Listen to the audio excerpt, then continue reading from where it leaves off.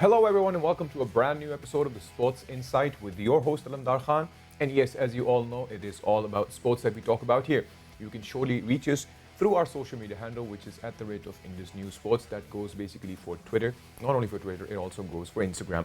So you can reach us. We can definitely make it more interactive for you guys. But what we'll do is we'll start with the headlines first. Yes, Pakistan versus South Africa. Second test underway. We'll be surely discussing that. Pakistan currently batting.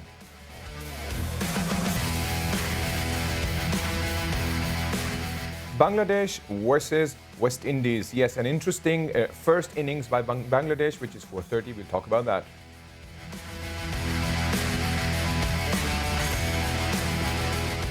With regards to Australian Open, yes, players to quarantine after another coronavirus case in the hotel.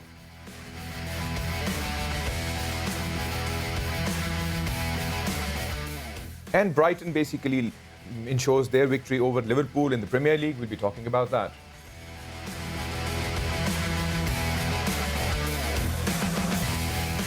Yes, Tornado Raptors win against Orlando Magic, 123-108. We'll talk about that as well.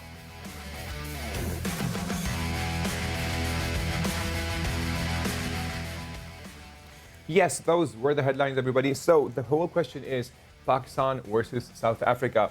Well, Pakistan won the toss, decided to bat, and currently the situation is pretty much in stable situation, to be very honest. But you know, we all actually know with regards to the situation how it can actually change for the team itself. But so far so good. Pakistan is trying their level best to stay solid and stable, and for that solid side, Captain Babar Azam has definitely been playing the real part, the real charm. Along with him is in the support Fawad Alam. But to discuss this second test's first day, we have with us Shahryar on the sets. Hello, Shahryar. Thank you for coming in. Thank you so much. And we have Mohammad Awais on the telephone. Hello, Awais. How are you yourself? He's a first-class cricketer himself. I'm good. How are you? Walaikum assalam. I am absolutely fine. Thank you for being on the show, everybody. So I will start with the first question from Mohammad Awais. I'll start with Awais. So how do you see the beginning of this second test, even though there is this rainy situation for now, but otherwise, let's talk about the top order when Imran Butt and Abid Ali were actually playing, and you know the same trickle-down effect actually started. So should have they opted for someone else rather than should have been Azhar Ali or Imran Butt? You know, how do you see the top order still performing, not on the perfect of situations, because that is one of the major issues with Pakistan, the top order batsmen. Unfortunately, I would say that Pakistan top order has still got some problems over here. But you know, I mean, when you win the first test match, obviously you go with a higher morale for the second test match, unchanged team, I would say, because that team which you carry on the winning momentum over here. Right. Yes, your top three order batsmen, even in the first test match, if you just watch out, there was trouble with the opening department. Imran, but he's a new campaigner. Right. He's performed exceptionally well. He's just 25 years of age. Right. He's performed well in the domestic structure, but at the international levels, yes, he has been struggling over here against South Africa. Karachi wasn't that good record for him. Even if you just watch out over here in Rawalpindi, he scored 15 runs out of 36 balls. Right. Not that good, I would say, what Pakistan needed from the opening department.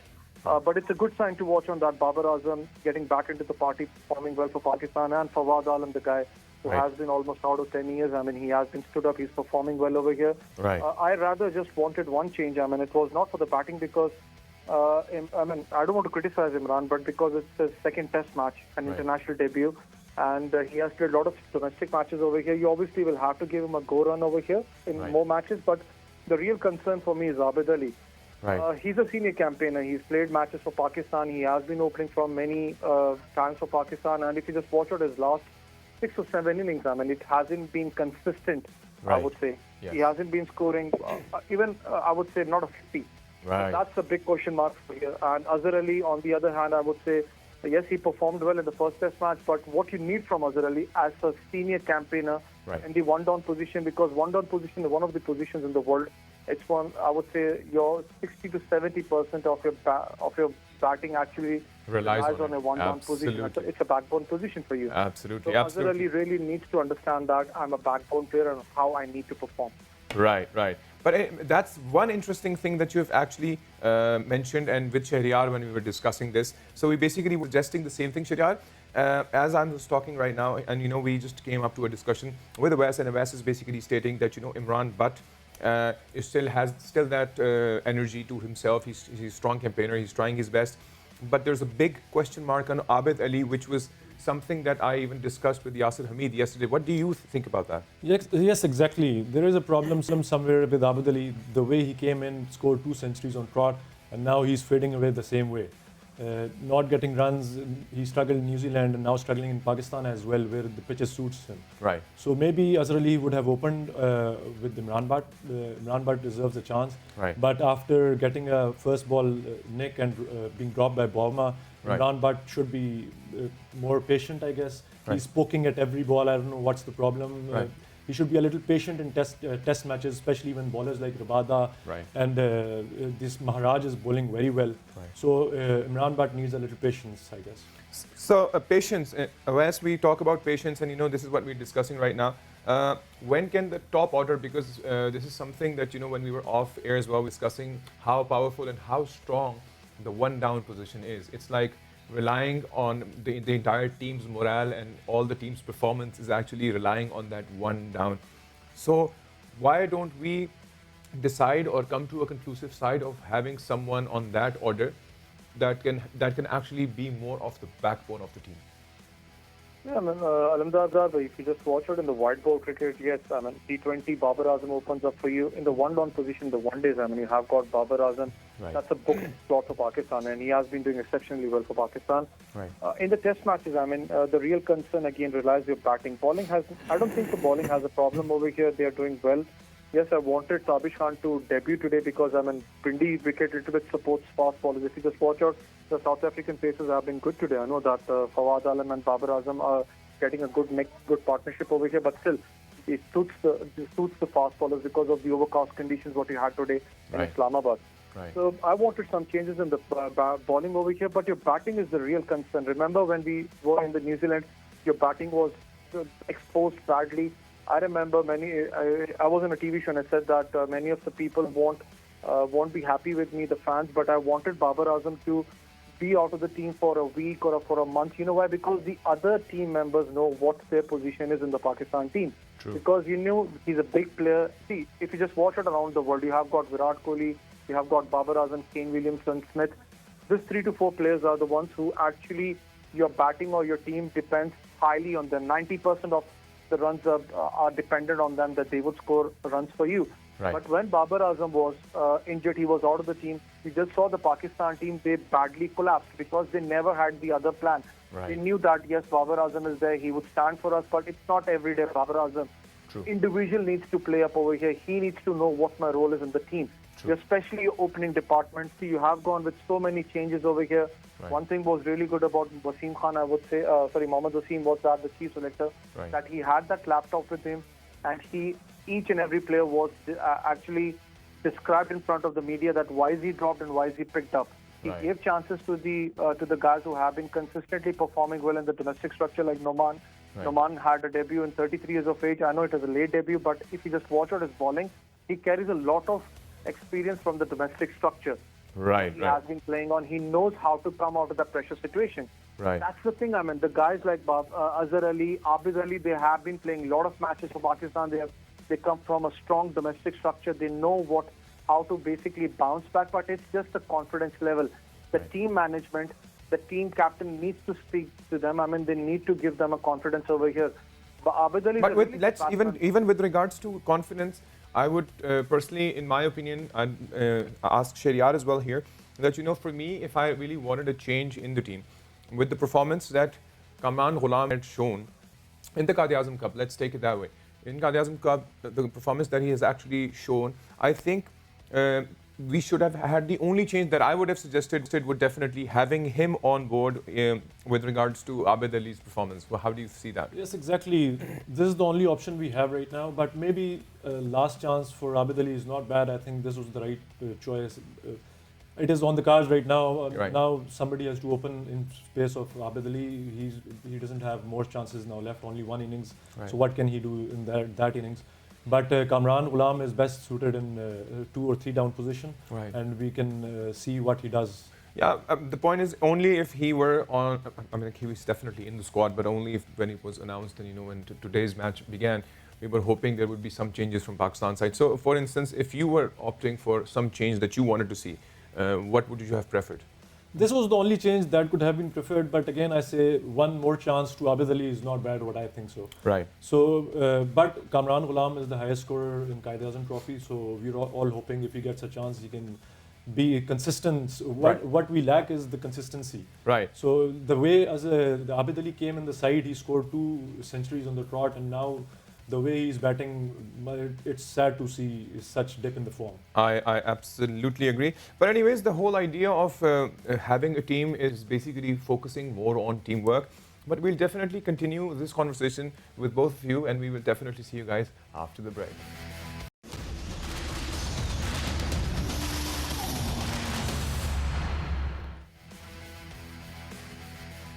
And yes, welcome back from the break. And yes, we are discussing Pakistan versus South Africa, the second test that is still underway. Not to forget that we did have major falls that usually happen at the top order. However, Babar Azam and Fawad Alam have actually managed to still stabilize the game. We still have with us Mohammad Awais and Shahryar on set with us. Mohammad Awais, I would like to discuss more on the weather condition. Obviously, the rain delays, but not only the rain delays itself. How do you see the pitch? Is it going to be favorable for us in the future, or is it going to be in the favor of South Africans? It's like currently it's obviously the rain situation, but how do you see the pitch working for us or against us? Alamdar, Rawalpindi pitch, I just told you in the beginning that it supports in the first hour to the fast bowlers. It's supportive over there. Right. So that's why I said that South Africa had an edge in the starting of the match. And remember, yesterday and today it was an overcast condition. Right now, due to rain, the match has been stopped now. So it does support fast bowlers over here. But, they're touring Pakistan after 14 years, South Africa. Right. So that's one of the plus points what Pakistan has over here. And Pakistan has been playing really well in Rawalpindi. Right. Remember the Bangladesh match, Babar Azam scored 100 over 140 something. Right. I remember. And Pakistan performed really well over here. I think so then it was Sri Lanka. Right. So Pakistan performed well. So yes, it has been a good hunting ground for Pakistan. But still, the way Pakistan has been going on, I would say that Pakistan actually needs to have in the mind to score around 350, 400 runs. Because if you just watch the first test match when Makram and Elgar were batting, right. I say that was it was a very good moment when, remember in the innings when they were going on, I said that Pakistan might have around 250, 260 to chase, and in the last innings, and we have always got that problem to flatter down in the third and the fourth innings. Right. Thank God that Noman and Yasir Shah came into the party at the right time of the end day, I would say, and they broke up that partnership and they started to collapse. Because if you just watch out, South Africa really are struggling in the batting because the top order, Makram, you got Elgar, you got Ventusan are performing well for them. Right. But the two players who are actually the backbone of South Africa, that's de Kock and du Plessis have got problems. Right. Du Plessis, before coming to Pakistan, he scored, I think, 200 something. Right. In the last test match, he has been in a good form, but he hasn't been performing well against Pakistan. Right. De Kock, as a captain, he needs to lead from the front. Right. Because if you just watch it, even the first test match, his body language was down. It wasn't that 100% because remember one thing, all the players in the team, they actually look at the captain's body language. Absolutely. If your body language is positive, your body language of the team will be positive. So your Absolutely. body language really needs to be positive in this test match. But I would pray that this test match should not be easily won even by Pakistan or South Africa. The people in Pakistan, they want a crunch match to be won. True. Talking about de Kock, I would definitely discuss this with Shahryar as we were discussing earlier. So de Kock's going to have this as his last test match, if I'm not wrong. As a captain, yes. This As is a the last captain, test yes. match as a captain. He didn't want to be the captain, I guess. Now, as Westbury is saying, you can see his body language. Right. He missed a few catches also in the runouts, Right. which were very crucial, and he's not performing in batting as well. Right. Maybe it's because of the pressure. So if he's released from captaincy, maybe he can be a little better. Yes, coming over to the announcement of the squad of T20, obviously for South Africa, it's going to be Clayson who would be leading the team. And unfortunately, South Africa's tour to Australia also got cancelled because of the coronavirus situation. We also announced the squad. The only crucial thing that, I would still want to have a word with you guys would be Mohammad Hafiz. Firstly, I'll take your verdict on it, Mohammad Awais. What do you think of Mohammad Hafiz not being able to join in the T20 squad? Alamdar, that was a big question mark. I mean, see, everyone knows Hafiz by the way he has been performing all around the world in the T20s. I mean, the shorter format, he has been a backbone in the white ball cricket for Pakistan. Right. And I remember what the issue was. I mean, was our T10 league. I mean, but he wanted to be in the Pakistan team, and he even offered that whenever you guys want me, I can leave the tournament in between and I'll travel back to Pakistan. True. But I don't know what the Pakistan management are thinking about. I mean, see, there's one thing I would say. Many of them might not agree with me. Right. But one thing we need to really understand: this 2021 is loaded with cricket. You have got the T20 World Cup. You have got the Asia Cup coming up. Right. So there's a lot of cricket coming up, and these two major tournaments, I see that Pakistan have to have two senior campaigners, that Shoaib Malik and Hafiz, in the squad, because senior players do play a vital role for you. Remember, in the Champions Trophy, we struggled the first match against India. Pakistan, you saw a new team like Gelled Up unit with Right. the senior campaigners. They won the Champions Trophy for you. Right. That Gelled Up unit you want to see in the Pakistan team. Unfortunately, if you just watch out the other teams around the world, they start preparing for the World Cup 6 or 7 or a year before. They have a proper unit which actually travels for the World Cup before a year. True. Unfortunately for Pakistan, we always have been saying, we always plan late. I mean, we plan before 1 or 2 months. That's not the time period. You need to have a proper gelled up unit who can actually play fearful cricket when they play T20 World Cup or Asia Cup over here. Right. Like Sharjeel Khan, I was listening to Wasim Khan, Mohammad Wasim, and he said Sharjeel and Azam Khan, they both have to prove themselves in the Pakistan Super League to get selected for the Pakistan national team, because Fakhar Zaman, he has been a brilliant player, but unfortunately not what Pakistan wanted. He hasn't been consistently scoring runs for them. Right. When he goes on, everyone knows what dangerous he can be. So Right. that's the But, point that Sharjeel Khan will. The most interesting thing that you mentioned is having a gelled up unit. The same question goes for you, Sharyar. Mohammad Hafiz not being on board with the experience that he has, it is a big question mark, as Mohammad Hafiz also said. How do you see us having that gelled unit finally? Because if this situation persists with regards to the management, because if he went to play cricket, it was definitely after the NOC given to him by ECB. Of course it was, but I slightly disagree with the Vasway, because I think he was told prior that he should be back by a certain date. But Right. he's disagreed with the board. Right. That's why he wasn't included in the squad. Right. But of course, he's the major run scorer after Babar Azam. With Babar Azam, he has scored runs above 50 average and a Right. strike rate of above 130, I guess. So of course, it will be a big difference we can have. We don't have such senior players. Shoaib Malik is not in the squad as well. Right. So as Vasbhai is already told, you should have some senior players in the team who can guide and take along the junior players as well. Right. So anyways, I hope that we get out of this entire conclusive side of the ups and downs of cricket. How about we talk about the other side of cricket as well, which is definitely an interesting take.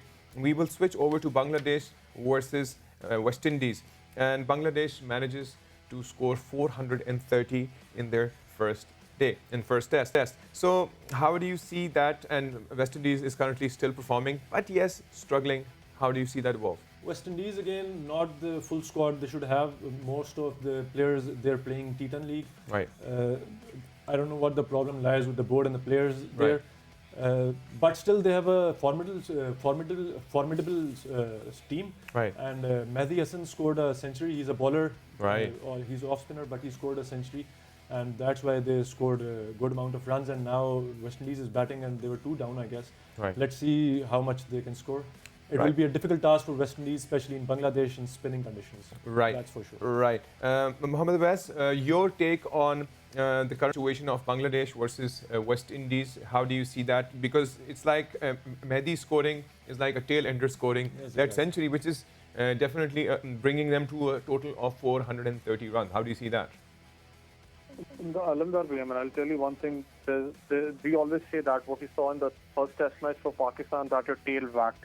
And the tail really needs to perform well. It's just not, like I told you, I mean, a gelled up unit performs well for you. Right. That's the point what a cricket means. I mean, and you just saw over here in Bangladesh, 430 runs. It's not an easy thing. I mean, scoring against West Indies. I know West Indies is a new team, but still, I mean, the way I was really happy for one person, Islam in the top order, but I was really happy for one guy who has been out of the West Indies, who's actually have been out of the circuit for them. That's Saqib Al Hasan.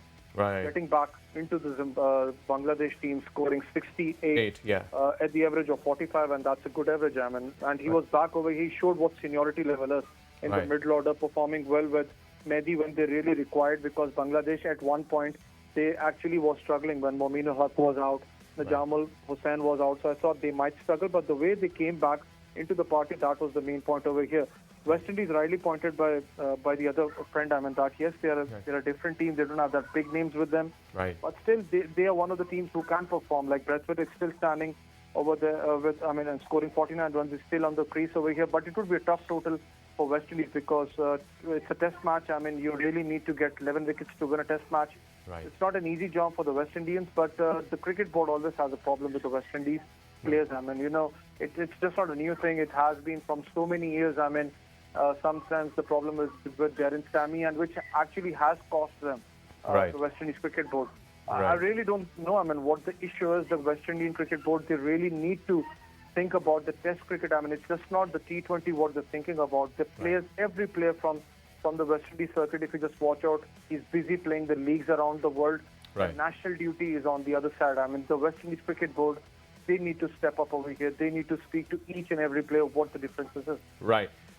Thank you, Mohammad Awais, for sharing your wisdom with regards to Bangladesh versus West Indies. And thank you, Sharyar, for having your verdict with regards to not only Bangladesh and West Indies, but also Pakistan versus South Africa. But there's more news that I have to give to the viewers right now. So we will switch over to the world of tennis. Yes, let's talk about Australian Open. Not to forget, Australian Open had been delayed from January, moved into February. February 8th was the day, but another hotel worker actually tested positive, due to which 500 to 600 players that are actually there are unable to get out again. They're once again in isolation, and they will get out of their isolation after again 14 days of isolation and then proving themselves as COVID negative. So it's a very tricky situation. It was all set and scheduled for the 8th of February. We'll definitely be giving you updates with regards to this as soon as it starts evolving. But that was from the world of tennis and Australian Open. We'll switch over to a major upset in the Premier League. Yes, a major upset in the Premier League was when Liverpool actually lost to Brighton. Yes, they actually lost to Brighton, and it's a surprising situation how Liverpool is slowly and gradually kind of losing its level on the score chart of the Premier League. I was watching this match, and someone who was really supporting Liverpool with me said that I'm kind of really upset with regards to how the situation is evolving. But anyways, Steven Alzat actually managed to score one goal in the match that actually made Brighton win against Liverpool. And the last news will be from the world of NBA. Yes, NBA's Toronto Raptors actually managed to win against Orlando Magic 123 to 108. This happened on Tuesday. And not to forget that Fred VanVleet actually managed to score a 54-point, which is a franchise record, as he managed to score 11 three-pointers that actually went in. And Raptors win for the 7th time in the 11th game. So we see the chart going ups and downs in the NBA side of the world, and we've seen pretty much happenings. But this is also a very positive sign for them, because definitely they'll be improving charts. But the most interesting part would probably someday they end up having a match with the Lakers, so that could probably make it more interesting to see. But anyways, this was all from the world of sports from your host Alamdar Khan at Sports Insight. You guys can reach us on our social media handles, which is @Indus News Sports. Till then, take good care of yourself, and bye-bye.